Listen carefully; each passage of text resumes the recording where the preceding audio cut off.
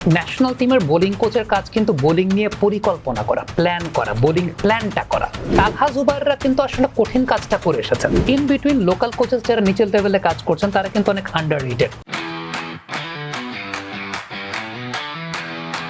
আমি একটু এই বাংলাদেশ অস্ট্রেলিয়া সিরিজের বাইরে একটু বাংলাদেশ ক্রিকেট নিয়ে একটু কথা বলতে চাই আপনার সাথে। যে টপিকটা যদি বলি যে বাংলাদেশের রিসেন্ট টাইমে আমরা যেটা মিডিয়াতে দেখছি যে বাংলাদেশের রিসেন্ট যে বোলিং কোচ ছিলেন শন টেইট, অস্ট্রেলিয়ান একজন মানে খুব গতিদানব যদি বলি, উনি বাংলাদেশ থেকে বোলিং কোচের জব ইস্তফা দিয়েছেন আর কি যদি বলি, এবং সেখানে ইমিডিয়েটলি আমরা দেখেছি যে তালহা ভাইকে মানে ফর দ্য টাইম বিং এর জন্য কোচ হিসেবে আনা হয়েছে।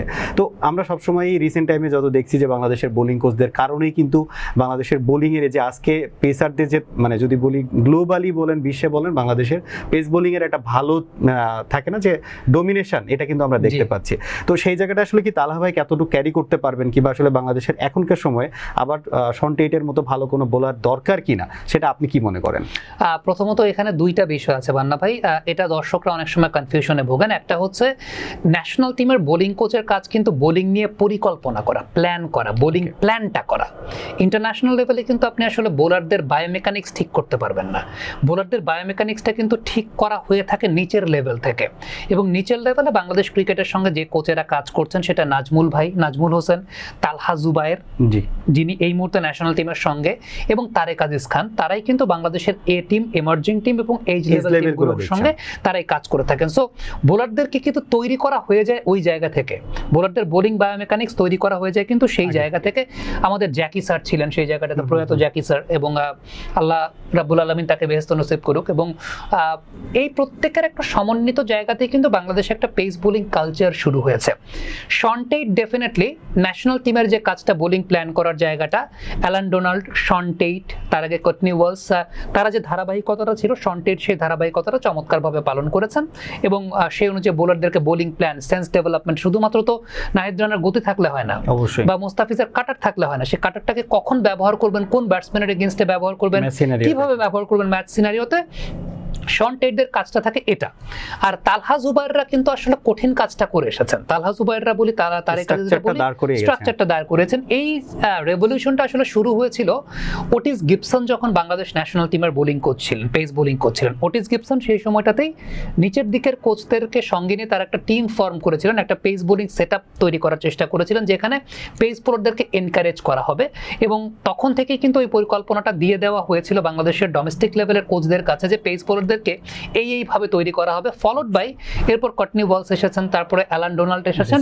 ইট was very well carried by Shaun Tait also. So এটা started from Otis Gibson and it was very much well carried by Shaun Tait. কিন্তু ইন বিটুইন লোকাল কোচেস যারা নিচের লেভেলে কাজ করছেন তারা কিন্তু অনেক আন্ডাররেটেড, আমরা কিন্তু তাদেরকে ওই ক্রেডিটটা আসলে খুব বেশি দেই না। আরো বিষয় বলে নেওয়া ভালো, সেটা হচ্ছে যে নাজমুল হোসেন, যখন আমরা দেখেছি যে সিলেট ডিভিশনে একটা সময় একটা বিষয় হতো যে আমাদের এনসিএল আসলে প্রত্যেক টিমে একটা করে পেস বোলার খেলছেন, বাকি 5টা স্পিনার খেলছে। বাট নাজমুল ভাইকে সর্বপ্রথম আমি দেখেছি সিলেট ডিভিশনাল টিমে 4টা করে পেস বোলার খেলছে। এরকমও দেখেছি আবু জায়েদ চৌধুরী রাহি, খালেদ, ইবাদত, রুয়েল মিয়া, ইভেন আপনি যদি চিন্তা করে দেখেন না সেই জায়গাটা খুব রেজাউর রহমান রাজা একসঙ্গে চার পেস বোলার খেলছে, এরকমও গেছে সিলেট ডিভিশনে। এক্স্যাক্টলি, আমি এটাই দেখেছি নাজমুল ভাই সেই কাজটা করেছিলেন। সো এটাই কিন্তু অনেক এনকারেজিং ফ্যাক্টর। আরেকটা বিষয় সেটা হচ্ছে আমাদের ন্যাশনাল ক্রিকেট টিমের যখন মুমিনুল ভাই যখন ক্যাপ্টেন হলেন তখন থেকে পেস বোলিং কালচারটা অনেক বেশি মাত্রা বিল্ড আপ হওয়া শুরু করলো। চিটাগাং ডিভিশন টিমে মুমিনুল ভাই 3টা করে পেস বোলার খেলানো শুরু করেছিলেন চিটাগাং ডিভিশনের ক্যাপ্টেন যখন তিনি ছিলেন। ন্যাশনাল টিমের ক্যাপ্টেন থাকা অবস্থাতে অনেক সময় তিনি এরকম করেছেন যে দরকার নেই হয়তো এই মুহূর্তে পেসার বোলিং করানো, স্পিনারদেরকে দিয়ে বোলিং করানো দরকার, বাট লং স্পেলে পেসারদেরকে বোলিং করিয়েছেন, এবং তখন ওই বিষয়গুলো ছিল অনেকটা ইনভেস্টিং ফ্যাক্টর ছিল পেস বোলারদেরকে এনকারেজ করার জন্য, যেটার একটা ধারাবাহিক ফল আমরা এখন পাচ্ছি। তালহা ভাই যেটা এখন ন্যাশনাল টিমের সঙ্গে তাকে যুক্ত করা হয়েছে, ডেফিনেটলি তালহা ভাই আমার কাছে মনে হয় যে হিজ লেভেল 3 কোচ, এবং তিনি জানেন ইন্টারন্যাশনাল লেভেলে কিভাবে কাজ করতে। আন্ডার-19 টিমের সঙ্গে তিনি ছিলেন, আমরা দেখেছি মারুফ মৃধাদের সময়টা under-19 Asia cup Bangladesh champion হয়েছিল। তালহা ভাইয়ের ডাগ আউট থেকে তার ইনস্ট্রাকশনগুলো খুব কাজে লেগেছে। বিপিএল এর টিমের হেড কোচ তিনি ছিলেন, সো ওই জায়গাটা তিনি জানেন। বাট আমার কাছে মনে হয় তালহা ভাইকে ন্যাশনাল টিমের চাইতে আমরা হয়তো ভাই ডোমেস্টিক বা ডেভেলপমেন্ট এজ লেভেলটাতেই তার কাজের জায়গাটা অনেক বেশি, সোহেল স্যারের যেরকম কাজের জায়গাটা সেখানে অনেক বেশি, হান্নান সরকারের যেমন কাজের জায়গাটা ওখানে সবচেয়ে বেশি, ঠিক সেই সঙ্গে সঙ্গে ইন্টারন্যাশনাল লেভেলে আসলে মাস্টার প্ল্যানার খুব গুরুত্বপূর্ণ। আমার মনে হয় যে খুব সম্ভবত আমি যেমনটা শুনছিলাম যে শেইন বন্ড বা এরকম কোনো কোচদের সঙ্গে হয়তো আলোচনা করা হচ্ছে, হুট করে তো আর রিপ্লেস করা যায় না, বাট তালহা এই টেনিউরটা পার করলে পরে হয়তো বা ইন্টারন্যাশনাল লেভেলের আরও অনেক মনে হয় যে ফরম্যাট ওয়াইজ আমরা কোচও পেতে পারি। এমন হতে পারে টি-20 ফরম্যাটের জন্য ডোয়াইন ব্রাভো, লঙ্গার ভার্সন ফরম্যাটের জন্য বা একটু বড় লেভেলের ফরম্যাটের জন্য শেইন বন্ড হতেই পারে। এটা বাংলাদেশের আমার মনে হয় যে নতুন প্রেসিডেন্ট এসেছেন, তিনি যেহেতু মডার্ন ডে ক্রিকেটটাও তিনি খেলেছেন, so he knows it better, এবং তিনি হয়তো বা সেই অনুযায়ী ইনস্ট্রাকশন দেওয়ার চেষ্টা করবেন।